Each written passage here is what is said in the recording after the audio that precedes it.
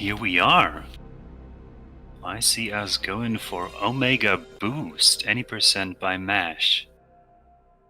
Yeah. Well. This looks like a wonderful game from the PS1 era. Yeah, early. Well, I would say kind of late PlayStation era. Kind of fitting follow-up to Ape Escape, in my opinion. Wonderful. By Polyphon, which is same people who did like the Gran Turismos. So, you know, a good game. I don't know what happened to them after Gran Turismo 2, but I mean, this is an exciting game. Isn't there more GT? Lawrence just dropping in hot with $200, by the way. Yeah. He wants to see everybody enjoy a mackerel in the fishing percent race in Nier Automata, and he's a man very much after my own heart. I can actually call him Bruder, because he donated for SpongeBob SquarePants Battle for Bikini Bottom Hydrated German language option. Yeah. That's just the Yo, way to go. Lauren, smashing out those Kanye West emotes. Love ya. Kanye West. Kanye West. Kanye. Yeah, Well, so it's yours, so you decide. So, quick little dump on this game. So this game is an action shooter. I am doing an any percent run on normal. There's two difficulties, normal and hard. Hard is actually really hard. Normal is still a struggle sometimes. I've been working on this game specifically for this marathon. So I've been really putting in a lot of hours. And this game has an open cutscene sequence that we're kind of talking through right now, just so we can get things going. And this game's relatively short, surprisingly. A few little cutscenes in between that gives a little bit more info on stuff. We're strapping into the Omega Boost, which is a giant mech, and you'll see some space battles. This whole game was rendered with CGI and live-action cutscenes with actors, so they hired a whole crew, treated it like every stage production would. And it's got a really killer soundtrack done by Static X and Smash Mouth. So if you happen to like those bands, then you're in for quite a treat with the soundtrack. I enjoyed this game a lot.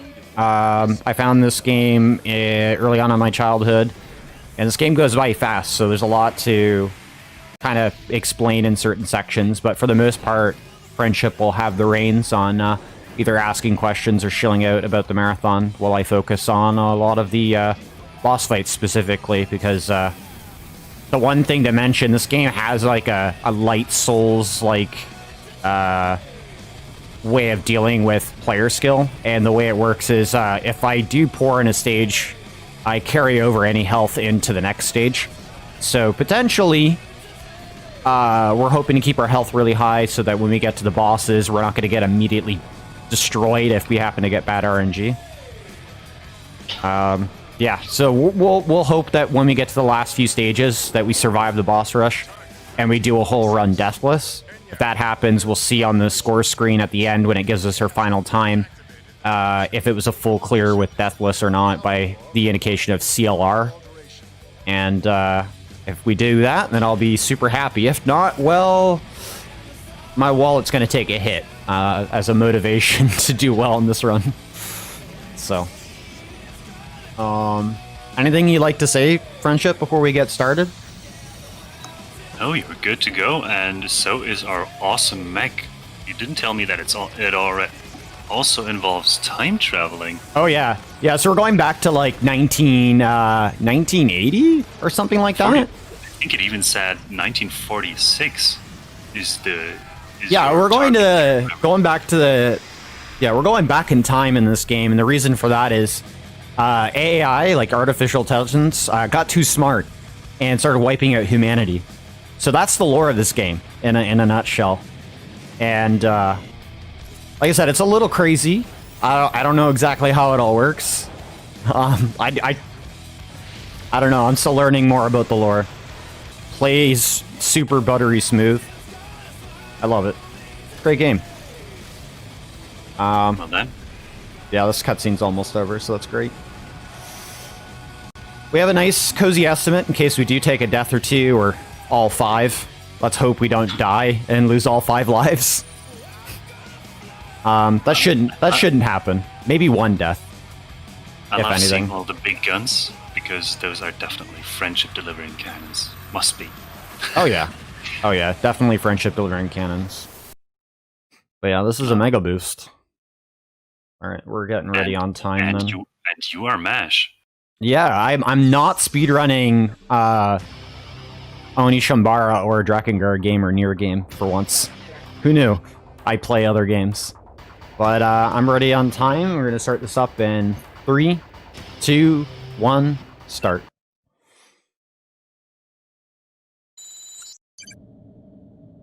Good luck. Yeah, thank you. So we're in 2099 AD. Oh boy, way in the future. And we're traveling to planet Ida. That's our goal of this game. First stage is pretty easy. On hard, the mini boss is the more of the concern. Bosses do have desperation attacks. We'll see a few of them.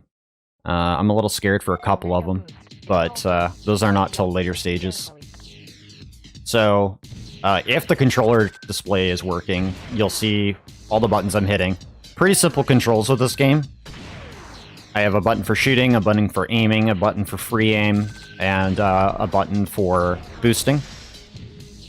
And a button for Omega boost drives, which is the bar that you won't see until later. That'll start filling up. And we're going to save that for later stages. So this is our mini boss here. It's a asteroid armed with a laser. With some meteors, or I don't even know what to call them. Debris floating around it that kind of block our shots. And the trick with this mini boss is to wait for it to open the hatch and just plop in shots.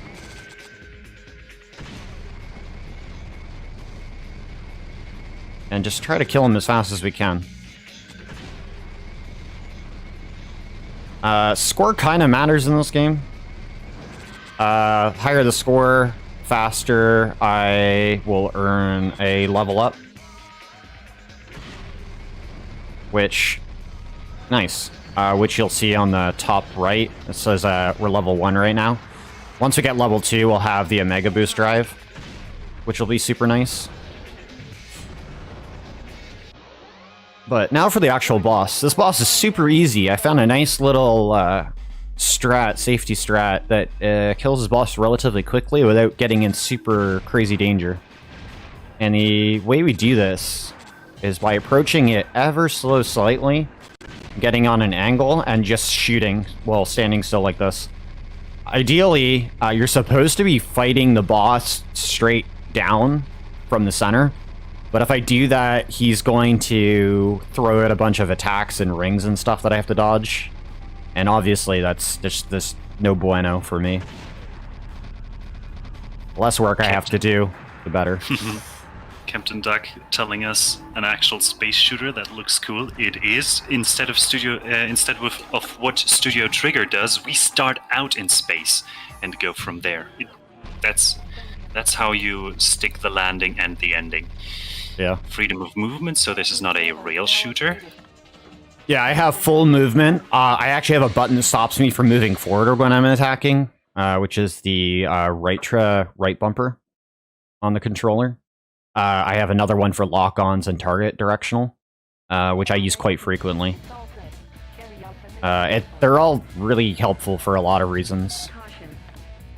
And while I'm holding target lock, I can strafe, so that's another thing I make use of for aiming. But generally, we're going to try to clear the waves as quickly as possible, because that's how you go fast, right? So, like I said, we're just going to like that, indeed. Kill all these enemies as quickly as possible. Also, a nice comment about the... well, I don't know if it's a nice comment, but about the mini-boss in the previous level. It looks kind of like the Death Star's Alabama cousin. Never thought of it that way. Is that a nice comment? I think so. I think that's pretty fitting, yeah. Wonderful. So we got these silos approaching us from Yida. They shoot out some drones, I guess. And we're going to try to take care of them as quickly as we can. A couple got by. That usually happens. Not too bad. Alright, so we got a mini-boss. It's just like a big space station, I guess. We're going to dismantle it. There's a certain way I deal with this. And there's like certain destructible parts on it. As we rotates around, we're going to counter-rotate it. Get rid of these really quickly. Target lock. And try to dismantle the other parts over here. At the same time, it's unloading Mecha against me and has turrets. So we're just gonna hope we get a couple of those in the target locks. I had a guy hit me, unfortunately. That's not too bad.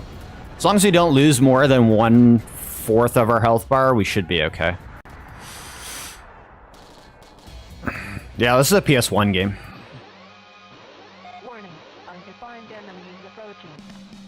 Alright, so this is a quote-unquote boss fight. We don't actually kill this boss. We fight him later on, like, stage 7.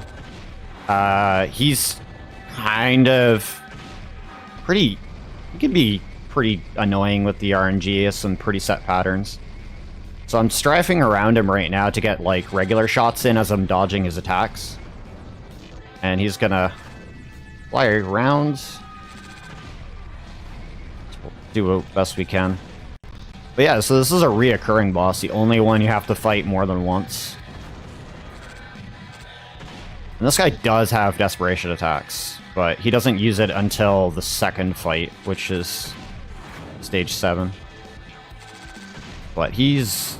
everything I can do, he can do better. Let's just put it that way.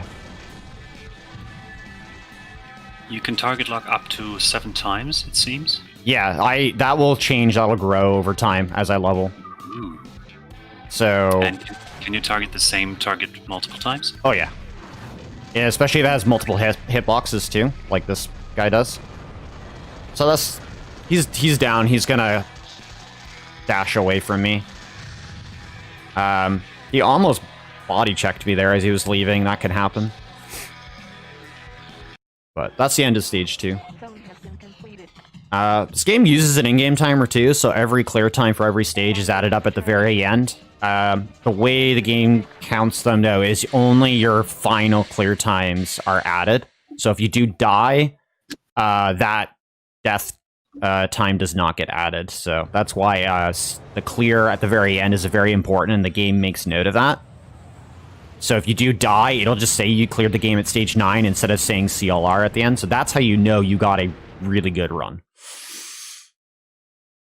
And my best time right now is sitting around 29:06 or something like that. In-game time, which is really nice. Sub 29 is my new goal, but again, this game is pretty difficult. So this stage is rough on hard because there's so many enemies attacking you from all different directions. Literally just doing strafing runs on you. And it's very easy to get hit. There's just way too many enemies. So killing every enemy in this stage is really difficult compared to the other stages. So I'm just trying to avoid them for the most part, because they leave screen really quickly, so it's not like clearing them makes the run any faster. This is about the only one that's kind of on rails, except for a few of the mini-boss encounters. And this boss on this stage at the end, you'll see him. He is really scary and intimidating, but he's not all that hard once you know how to deal with him. Alright, so we got another mech as a mini-boss. This one is kind of scary because he has an attack that he just spams missiles. And there's a particular way that I want to avoid him, which I'm doing right now. He might run into me, but that's just the nature of how he works. But I want to stay around him as much as possible as I'm moving, so that I don't get hit by all the missiles coming out, because they're kind of like drunken rockets, so they don't actually lock onto you, thankfully.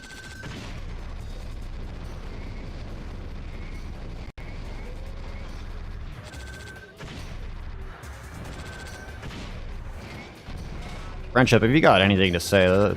Now's a perfect opportunity I'm as pretty well. fascinated by how fluid this runs on a PS1. Oh, yeah.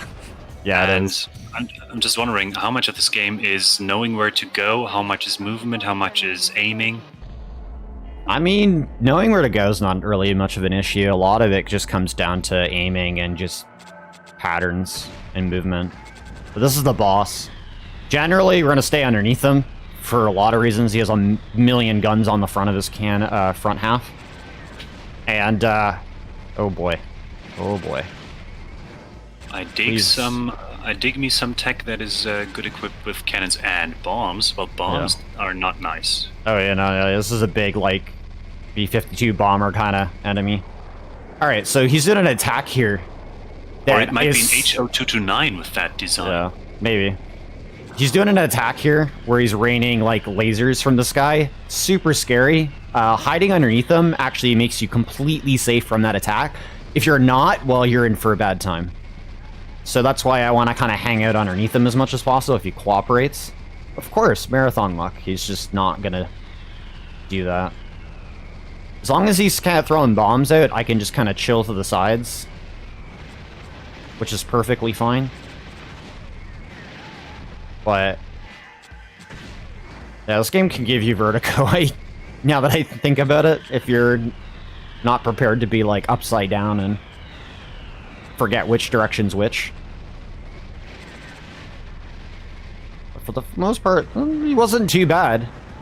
You got a camera reset button there? Yeah, actually, your lock on is your reset for keeping you vertical. So it puts you back in the horizontal vertical plane. Which is really nice. So, a lot of multiple uses for a lot of the buttons. So tapping it just auto resets you to be level with the direction for up and down. Yeah. Alright, so now we have the Omega Boost drive. We're going to be saving it for the most part for some particular stages. And we'll see that relatively soon. So this is a fun zone. So we have some enemies that are going to drop on us from the sky for a little bit here.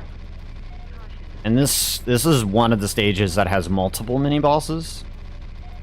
And,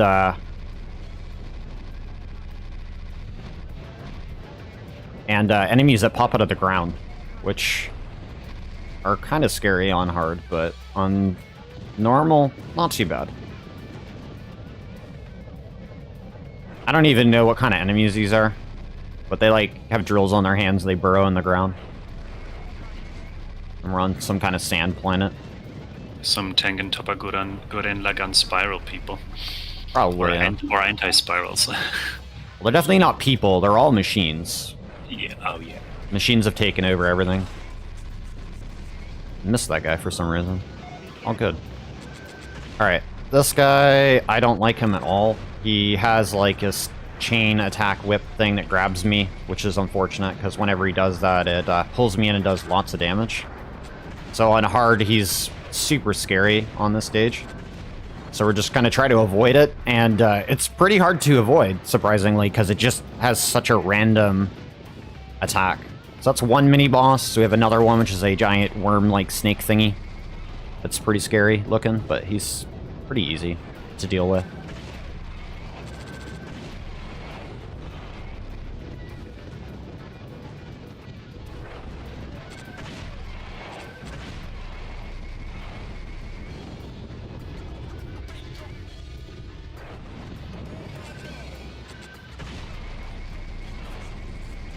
Almost dead.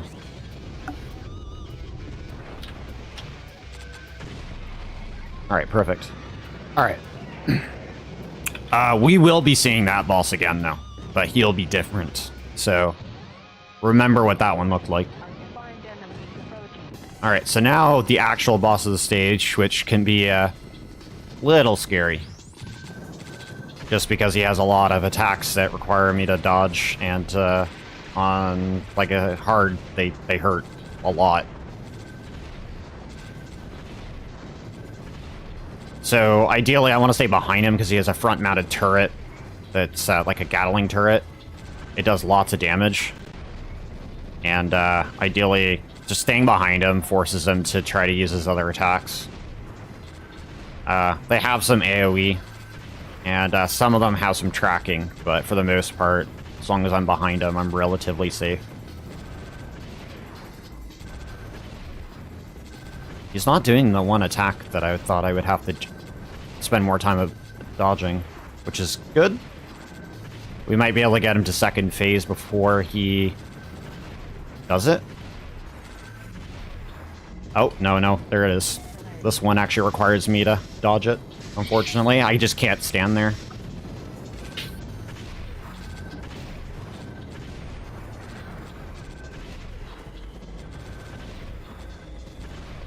Alright, so now he's going to start running around, and he's going to be dropping some bombs as he's doing it, and we're just going to try to stay behind him and not get hit. And he died pretty quickly. Alright, I took quite a bit of damage, unfortunately, but we're going to heal most of that back. So we'll start the next stage with, I mean, almost the full bar. Get a little refill after every level? Yeah, just a little bit, right? Which is the real tough thing about this game is the better you do, obviously, the less concerned your health is. It's always a concern not to get hit, but for the most part, yeah, the less you get hit, the better, always. Indeed. Do you get even less health back on hard? Yes, you do. Oh, so it's even and more you punishing. Get more damage? Yeah, you take more damage. You deal the same amount of damage to enemies, but you get less of a return on health. So this is the one of 2 auto-scroller stages. This is not as much of an auto-scroller as you think it is, but it is straightforward. Like, it can't go any faster than this. The only part that speeds it up is the boss fight at the end. And so I've pretty much memorized what I need to do for this stage for the most part. There's a couple sections that require a bit of focus. While we are just cruising through the darkness, spreading the light / friendship with lasers, we got Fable the Lost Chapter coming up. It's still 1.5 runs away, but we have a glitch exhibition incentive. Clean Sarah will be running 100%, which will be about 3.5 hours. I think the glitch exhibition is supposed to be afterwards, so you have some time to get the donations in. But we are only 20 of the $100 there. So, if anyone can and wants to donate towards that, St. Jude is doing amazing work, and 81 cents out of every dollar go directly to research and treatment of the most vulnerable and those who need help the most, children. Back to you, Mash.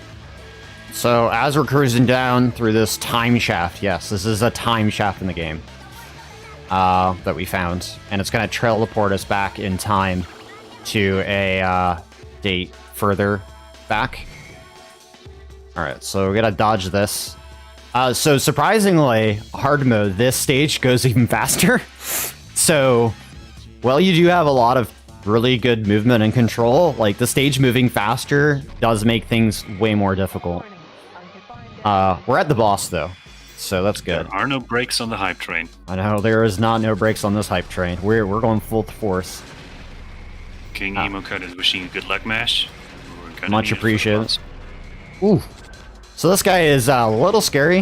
He can body check me as he's moving around the stage. It's a giant spider crab looking thing. I don't know what to say. It's got 6 legs, so spiders have 8. That's all I know. Yeah. So we're gonna try to get as many target locks as we can, avoid his missiles and his attacks. But he has a desperation attack he'll start doing. And I say desperation attack, and you think, oh, well, he's only going to do that when he dies. Not true for all the bosses in this game. Desperation attack can trigger at low HP. Ow.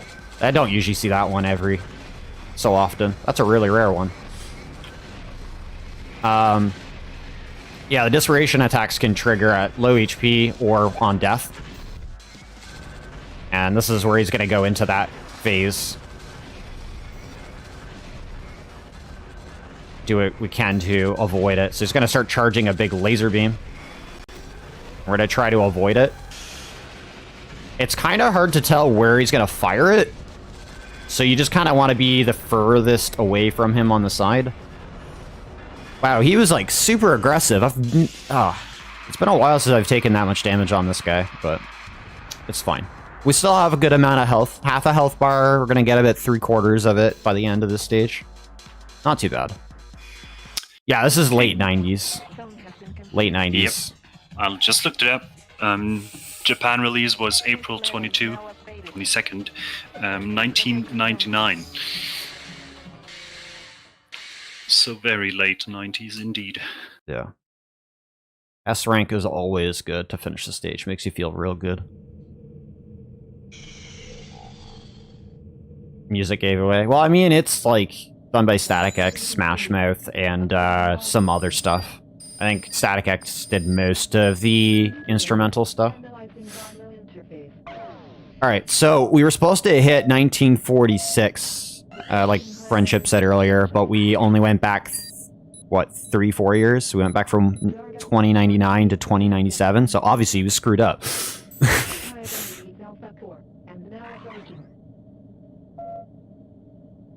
So this next stage is only scary because of the mini-boss having a desperation attack that can pretty much outright kill me if I don't dodge it, and on hard mode that's super scary.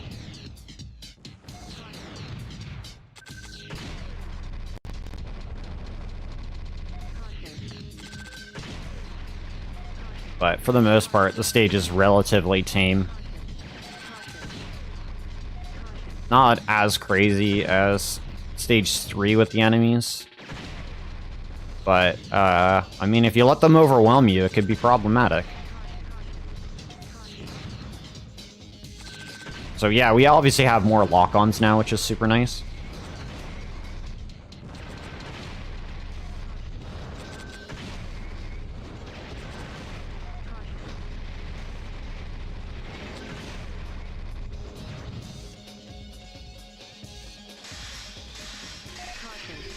Alright, so this huge space fleet just warps in.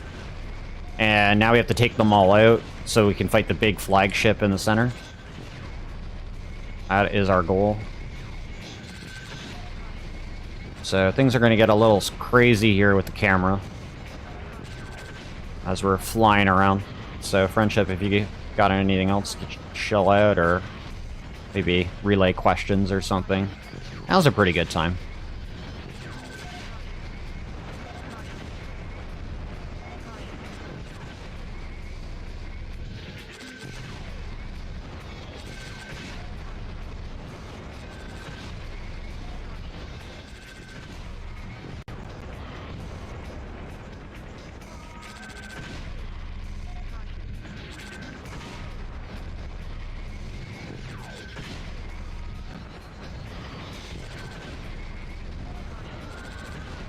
This flagship indeed has a Yamato cannon of some sort. Oh shit. I was muted. Thanks for pointing that out. Yeah. No, I was just recanting your comments, King Emo. I was reminded of Zone of the Enders, but that was on PlayStation 2. And Gundam X Space Battleship Yamato, right. We love the big guns. I personally, maybe more than many others. Also, right. Macross, we get all the mecha space battleship connoisseurs and lovers coming out of their early morning holes. Hope you all having a grand old time. That boss literally did the desperation attack I was talking about. It tried to laser me. Warped away a few feet. Decided to launch a laser. So if you remember that snake boss that we had, well, now he's metallic and all machine looking. He got an upgrade. He's now a space snake. And he's not super difficult to deal with, but I have to break apart his segments of the body, which gives me more time to get hits in. And the more hits and lock-ons I get, the better. I can't actually deal real damage to his head until all the ligaments are dead. And I'm just gonna keep a safe distance while he's doing his desperation and kill him off. Easy peasy. Yeah, he got an upgrade. We went back in time, but he got an upgrade, yep. Maybe he then went further back and had some time to rework his design. From what I understand, the time shafts were all made by the machines, too. We're just using their own tech against them. And we're doing that specifically to insert a vacuum tube into the ENIAC program, which is an artificial, like a fuse box that simulates artificial intelligence. Because I guess one of the tubes had some critical errors or something and caused everything to go haywire back then. So we're trying to curb the problem from the get-go. But yeah, this is stage 7, so we're gonna see that revisit from the stage 2 boss now. But he'll be the boss at the end of this stage. But we're getting really close to the end of the run. There's only a few more stages left after this one. So, 9 stages. We're doing really good. We got plenty of points. We got plenty of lock-ons. Obviously, the game's picked up in difficulty at this point. Taking some damage. Not too bad. I'm a little bit more scared for the boss at the end of this stage. He has particularly few attacks that I do not enjoy, that are pretty hard to dodge.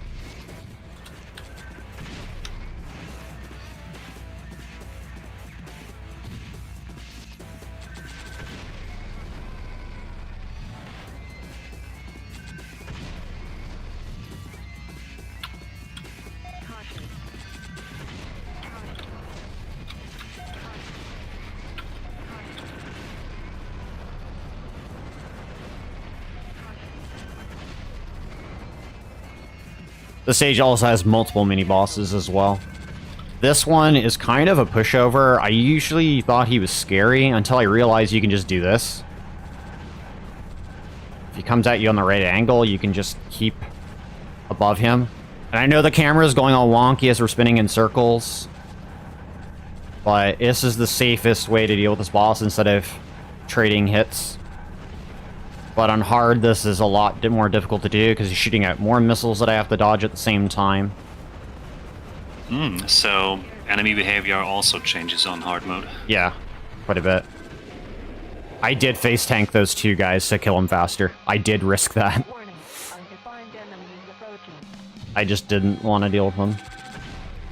I am going to try to get the nice PB. So those were basically like Final Fantasy 13 Shiva. Motorcycle made up out of 2. Yeah, it splits into 2 smaller mini-bosses that are relatively weak. Surprisingly, just body checking them just instantly kills them, which is interesting. I didn't know that for quite a while. On hard mode, I wouldn't try that strat because you do take a lot more damage if an enemy hits you. So, not a safe strat to do. Oh my... What happened there? I got pulled into that attack. I was trying to sit just above it. This is the one attack I don't like him doing. He shoots these, like, shots that boomerang. And they're incredibly difficult to dodge, but I'm dodging most of them. I just don't know which side of his body he's going to fire them on. Okay, we took one at the end. 2, apparently. We're still doing good, though.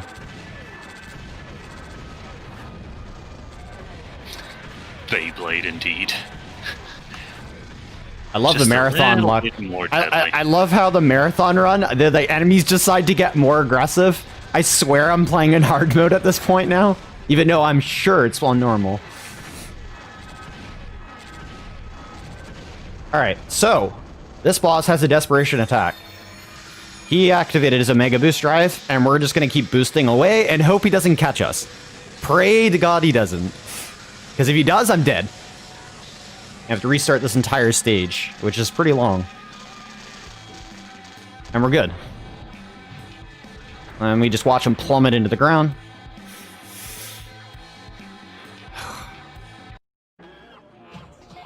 Just... Rip that guy, not gone soon enough. No. Alright, boss rush time of the run. I have under half of our health at this point. This is pretty scary. But we got a nice, pretty big heal from the score that we got, which is nice. So this is a 2-phase boss fight. Really short level. But very scary, especially on hard. For a lot of reasons. I don't even know how to explain this boss. He has weak points that I have to hit to allow me to access his actual damageable point on his back. If I can get behind him, which I did. And we're gonna hope we get a 2-cycle on it.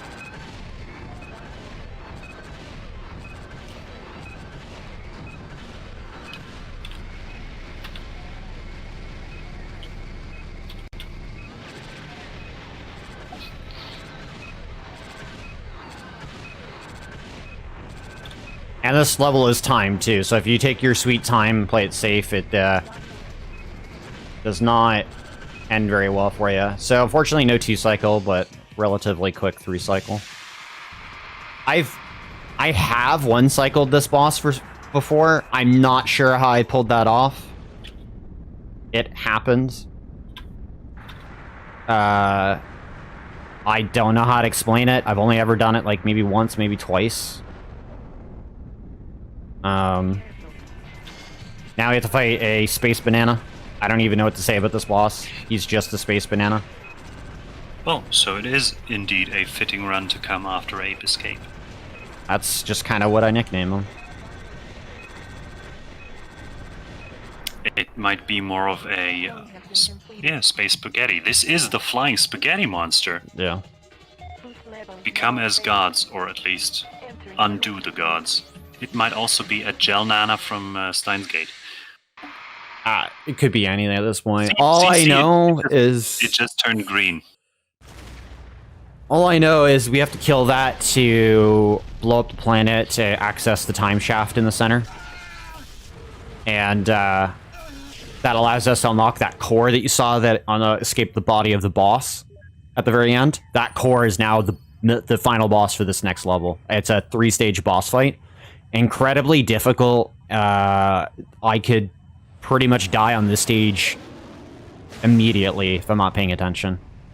Boss does incredible amounts of damage, has very like specific mechanics that you do have to be aware of and follow, especially in the first phase and the second phase. Third phase is not too crazy. It's more of a typical boss fight. But first phase here, I'm going to open up with some quick damage. He's going to summon these orbs that reflect shots. And I'm just going to try to take down a few of them. And the reason for that is if they're not in my line of fire, I can dance around the boss like this and not have them bounce back shots, which is not going to reset his cycle, so I can keep him in a 1-cycle like that. And that was pretty quick. We didn't take as much damage on it, which means more health for the second phase, which is the scariest part. So we have a really big second... it's not even a different boss. It kind of looks like one, but it's just the same boss. Oh my. Speak of the devil. Anyways, activate a Mega Boost Drive so we can do some free damage. break as much of the ligaments as possible.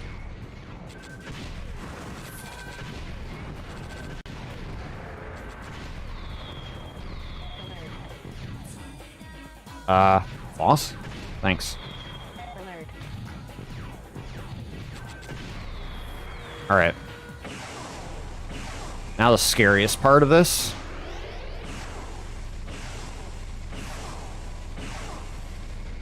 Alright, I might die here if he gets me with this attack. Please don't.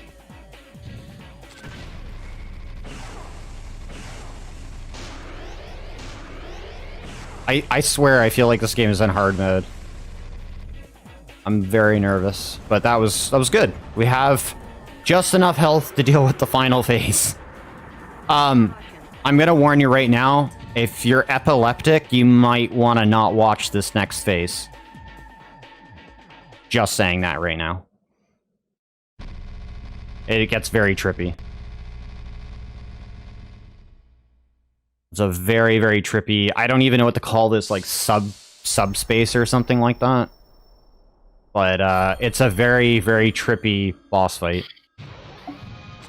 How much lane do you want in this game? Yes is the answer. Not only all of it, just yes.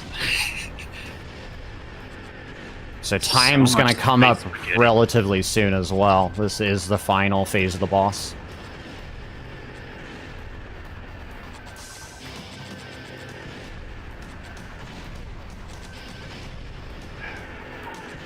I have, like, an uncomfortable amount of health for this boss right now. I usually, like, have half a bar. So if he gets me with any of these really dangerous attacks, I'm really screwed.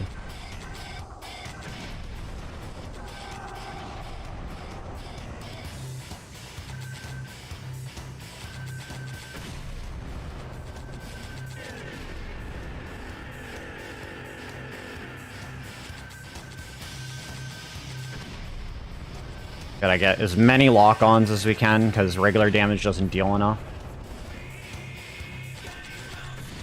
Desperation attack. Alright. Dodge the laser, so that was good. Learning audio cues and knowing the patterns of the boss and what they're gonna do is super important, because that'll save your bacon.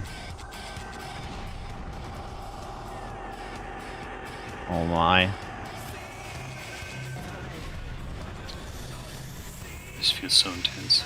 Oh, I'm a little scared right now just because what's going on with this fight. He's almost dead.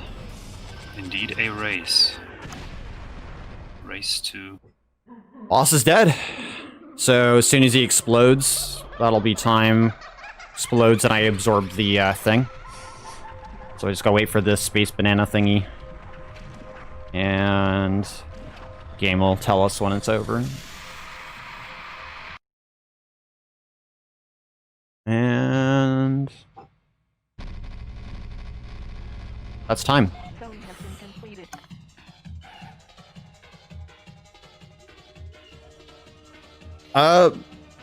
Scary run. Very scary run. But we didn't die. It was a deathless run, so I'll take it. Sub 38 in real time. Sub 38? That feels really good. That makes me excited for the in-game time. We have a really short cutscene here. Anything you want to... Yeah.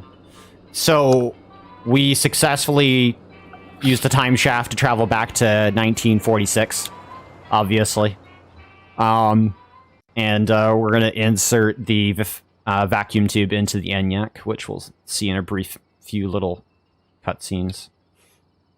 But yeah, it's a fast game. It's a really short run, which makes this game super fun to grind and play. I have not got bored of it for as much as I have been playing it. Excellent job with this game, Polyphon.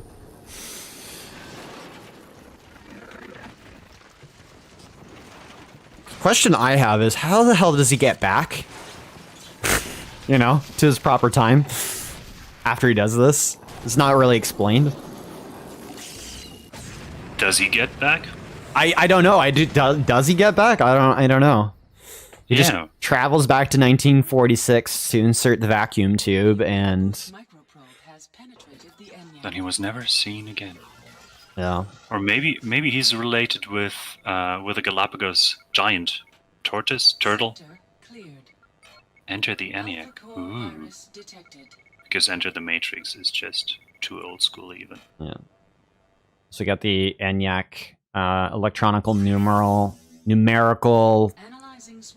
thing. I forget the whole name for the acronym. It's a supercomputer. Integrator and computer. It's like an early supercomputer, basically. Just that probably every current calculator is about 500 million times more powerful than that. Yeah, but I mean, back in this time, like, I mean, they had a lot of, like, switchboards and stuff like that were composed of a bunch of servers and essentially made the first super... Have you seen, like, the original, like, IBM supercomputers? They're freaking massive. They take up entire warehouses. It's crazy. Well, I am from the country where Karl Zuse is from, and he built the Z1 up to Z3, which are in general just a bunch of the first computers, at least those we had. So unfortunately, we're going to skip these credits because they are relatively long. It's the entire outro song. It's really cool because, like, you have this entire, like, FMV in the background of, like, all these real life actors. These, like, they built all the props and everything and recorded this as sort of like a background to the credits just rolling by, which I thought was pretty neat. At the very end of the credits, I'll just say it is the labels for Smash Mouth and Static X back in that day, I don't know if it's the same labels now, is owned by Butt Munch Studios, which I didn't understand or see until I came back from a bathroom break and saw at the very end when it was crediting them. So, very interesting studio name for, you know, music producers or publishers. Really cool song, though. Polyphony is still around, by the way, and they are doing, as you said, Gran Turismo. Yeah. They're still doing it. And doing a bang-up job. You got anything else for us, my dearest Mash? We're gonna quickly skip that and go take a look at our in-game time, and yeah, there's a couple things. So we got a 31:47 in-game. Deathless. Wonderful. That's pretty good. For a marathon run, that's good. It's not no sub 30. Not no 29:06, but I'll take it. Super satisfied with that. And just so that we know we got the full clear deathless, we'll see it right here as it enters our score in here. Obviously, these are all me. But yeah, so CLR, we got a full clear deathless there. Obviously, there's 8, 9, and 10 weren't full clears. The 9 is a finish, but with a death, obviously, which was like a couple days ago. I did die. Are you ready? But yeah, that's the end of a Mega Boost. Wonderful. I hope you Very guys. arcadey. Yeah, I hope you guys all enjoyed it. There is an extras mode that has a lot of super challenging levels and enhanced difficulties in zone play. A lot of crazy stages. These very difficult stages here are nuts. There's also demonstrations that the game has in the replays of the developers playing. I guess speedrunners. I quote unquote speedrunners playing these games, these levels at incredible times. So the fact that on hard they finished this at a 4:56, and I watched this and I'm like, holy crap, how'd I make it look so easy? It's mind blowing that technically back when they were making this game that they literally were doing speedruns of this game to make these demonstrations of how these stages generally go to give you an idea, right, of how to accomplish these stages. So even like some of the special stages here, I have the demonstrations for, which you unlock by beating the game and getting full clears, is pretty nuts. All right. Yeah. Yeah. But that's it for me, though. I don't want to take up any more of your time. I hope you guys have been enjoying SDAT so far. Everybody's put a lot of time into it. Friendship Canon is always a gem. And Thanks. Yeah, I love Thanks. vibing with you. People can find you on Azamash with a 0 instead of the O. And if they want to see more of that, they'll let you know, I hope. Yeah. I know I do. Yeah, if you want to find me doing all sorts of stuff, usually marathon stuff or, playing Drakengard or Nier or Ani Shambara, if that's your kick. I mean, you know where to find me. I know it's mine. Good. And with that, let's head on over to intermission. Thank you for being with us. Thank you, everybody who donated. And we'll keep this going as awesome as it already was. Thanks for having me. Again, anytime.